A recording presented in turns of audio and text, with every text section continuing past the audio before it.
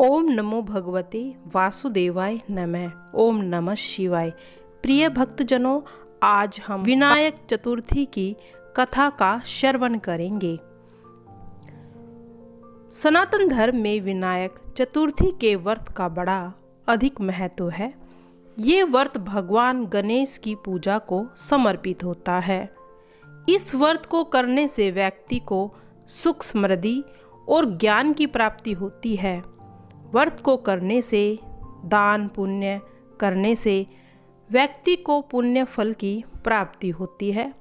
इस कथा को सुनने मात्र से सारे कष्ट दूर हो जाते हैं और मनुष्य की सभी इच्छाएं पूरी होती है।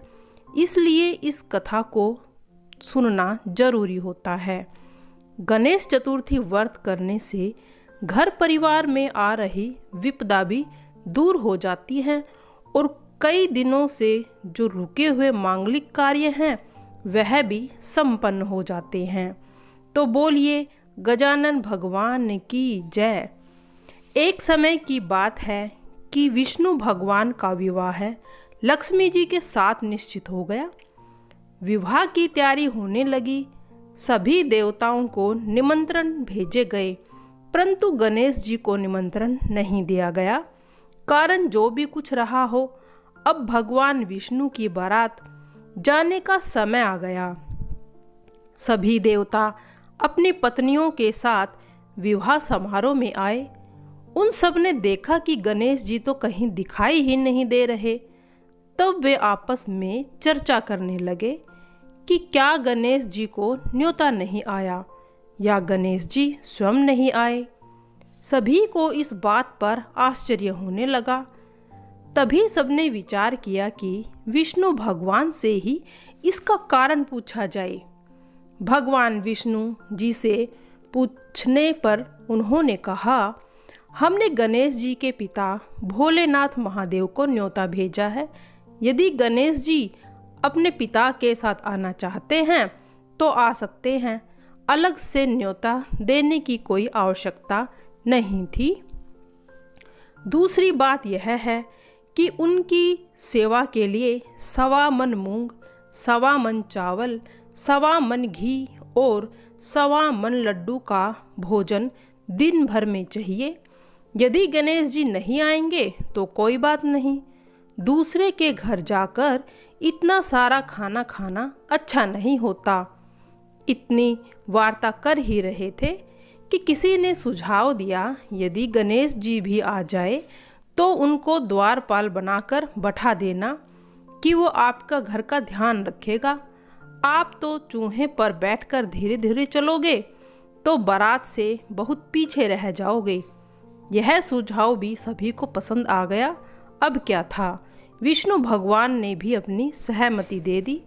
होना क्या था, इतने में गणेश जी वहाँ पहुँच गए और उन्हें समझा बुझाकर घर की रखवाली के लिए बैठा दिया गया। बारात चल दी। तब नारद जी ने देखा कि गणेश जी तो दरवाजे पर ही बैठे हैं। तो वे गणेश जी के पास गए और रुकने का कारण पूछा। गणेश जी कहने लगे कि विष्णु भगवान ने मेरा बहुत अपमान किया है। नारद जी ने कहा कि आप अपनी मूषक सेना को आगे भेज दो तो वह रास्ता खोद देगी, जिससे उनके वाहन धरती में धंस जाएंगे। जब आपको सम्मानपूर्वक वहां पर बुलाना पड़ेगा। अब तो गणेश जी ने अपनी मूषक सेना जल्दी से आगे भेज दी और सेना ने जमीन में पोली कर दी। जब बारात वहां से निकली तो रथों के पहिए धरती में धंस गए। लाख कोशिश करे परंतु पहिए नहीं निकले। सभी ने अपने अपने उपाय किए परंतु पहिए तो निकले ही नहीं, बल्कि जगह जगह से टूट गए। किसी की समझ में नहीं आ रहा था कि अब क्या किया जाए।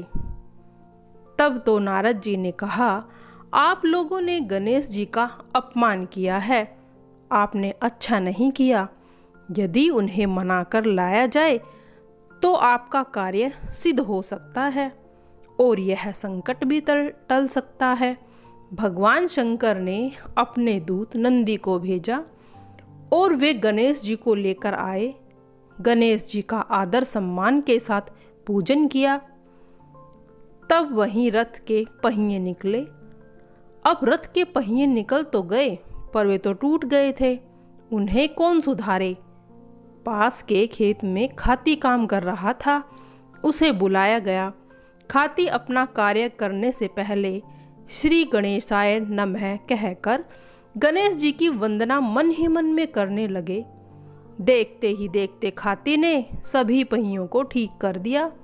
तब खाती कहने लगा कि हे देवताओं, आपने सर्वप्रथम गणेश जी को नहीं मनाया होगा और न ही उनकी पूजन किया होगा, इसीलिए तो आपके साथ यह संकट आया है।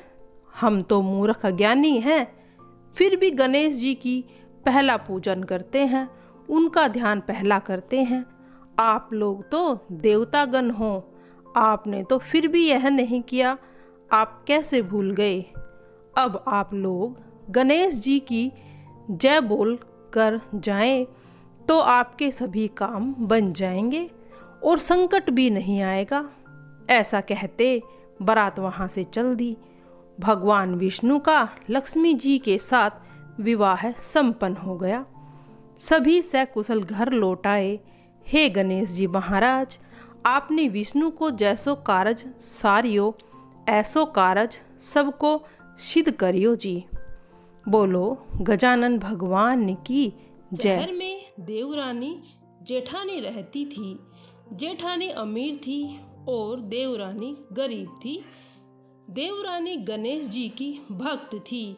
देवरानी का पति जंगल से लकड़ी काटकर बेचता और अक्सर बीमार रहता था। देवरानी जेठानी के घर का सारा काम करती और बदले में जेठानी बचा हुआ खाना, पुराने कपड़े आदि उसको दे देती थी। इसी से देवरानी का परिवार चल रहा था। माघ महीने में देवरानी ने तिल चौथ का व्रत किया।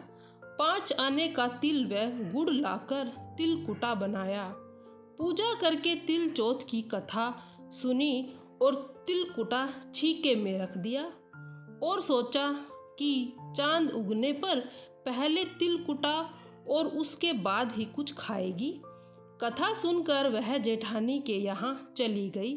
खाना बनाकर जेठानी के बच्चों से खाने के लिए कहा तो बच्चे बोले, माँ ने व्रत किया है और माँ भूखी है, जब तक माँ नहीं खाएगी हम भी नहीं खाएंगे। जेठ जी को खाना खाने के लिए कहा तो जेठ जी बोले, मैं अकेला नहीं खाऊंगा, जब चांद निकलेगा तो हम सब खाएंगे, तभी भी मैं खाऊंगा। जेठानी ने उसे कहा कि आज तो किसी ने भी अभी तक कुछ नहीं खाया, तुम्हें कैसे दे दूं? तुम सुबह सवेरे ही बचा हुआ खाना ले जाना। देवरानी के घर पर पति बच्चे सब आस लगाए थे कि आज तो त्योहार है, इसीलिए कुछ पकवान आदि खाने को मिलेगा। परंतु जब बच्चों को पता चला कि आज तो रोटी ही नहीं मिलेगी तो बच्चे रोने लगे। उसके पति को भी बहुत गुस्सा आया और कहने लगा, सारा दिन काम करके भी 2 रोटी नहीं ला सकती तो काम क्यों करती हो? पति ने गुस्से में आकर अपनी पत्नी को कपड़े धोने के धोने से मारा। धोना हाथ से छूटकर पाटे से मारा। वह बेचारी गणेश जी को याद करती हुई रोते रोते पानी पीकर सो गई। उस दिन गणेश जी देवरानी के सपने में आए और कहने लगे, धोने मारी, पाटे मारी, सो रही है या जाग रही है? वह बोली, कुछ सो रही हूँ, कुछ जाग रही हूँ। गणेश जी बोले, भूख लगी है, कुछ खाने को दे। देवरानी बोली, क्या दूँ? मेरे घर में तो अन्न का एक दाना भी नहीं। जेठानी बचा कुचा खाना देती थी, वह भी आज नहीं मिला। पूजा का बचा हुआ तिलकुटा छीके में पड़ा है, वही खा लो। तिलकुटा खाने के बाद गणेश जी बोले, धोने मारी, पाटे मारी, निमटाई लगी है, कहाँ निमटे? वह बोली, यह पड़ा घर, जहाँ इच्छा हो वहाँ निमट लो। फिर गणेश जी बच्चे की तरह बोले, अब कहाँ पोंछूं? नींद में मग्न देवरानी को बहुत गुस्सा आया। कब से तंग किए जा रहे हो? सो बोली, मेरे सर पर पोंछ दो। और कहाँ पोंछोगे?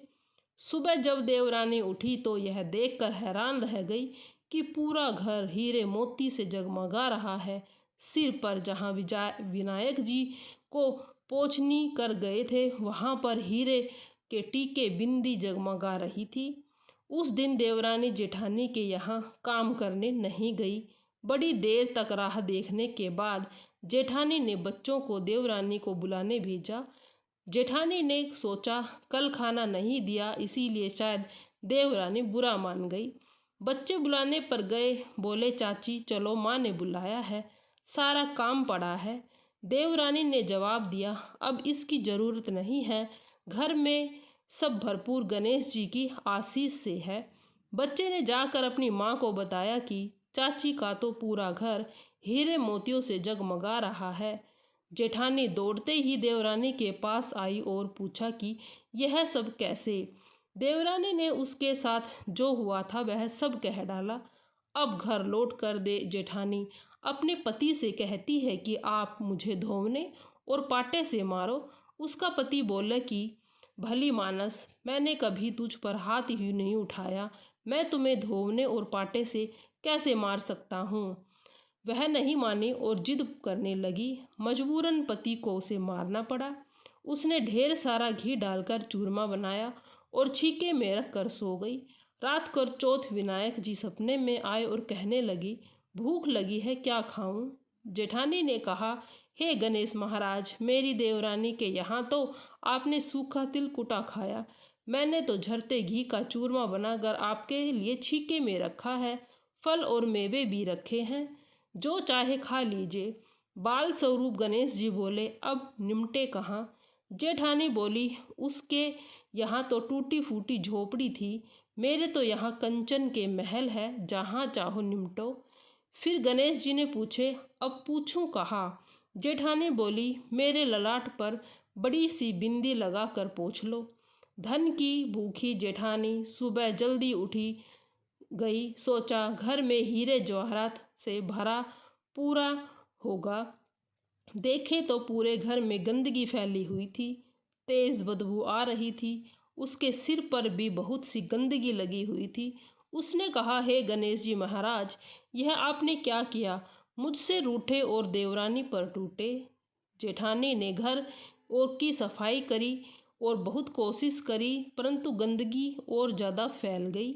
जेठानी के पति को मालूम चला तो वह भी बहुत गुस्सा हुआ और बोला, तेरे पास इतना सब कुछ था, फिर भी तेरा मन नहीं भरा।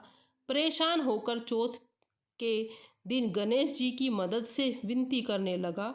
गणेश जी ने कहा, देवरानी से जलन के कारण तूने जो किया था यह उसी का फल है। अब तू अपने धन में से आधा धन उसे दे, यह सब साफ होगा। उसने आधा धन बांट दिया, किंतु मोहरी की एक हांडी चूल्हे के नीचे गाड़ रखी थी। उसने सोचा किसी को पता नहीं चलेगा और उसने उस धन को नहीं बांटा। उसने कहा, हे श्री गणेश जी, अब तो अपना यह बिखराव समेटो। वे बोले, पहले चूल्हे के नीचे गड़ी हुई मोहरे की हांडी सहित साफ करके रख दो, 2 सुई के भी 2 हिस्से कर। इस प्रकार गजानन के बाल स्वरूप में आकर उन्होंने सुई जैसी छोटी चीज का भी बंटवारा कराया और अपनी माया समेटी। हे गणेश जी महाराज, जैसे आपने देवरानी कृपा की वैसे ही सब पर करना। कहानी सुनने वाले पर, सुनाने वाले पर, हुकारे भरने वाले पर, सभी पर अपनी कृपा बनाए।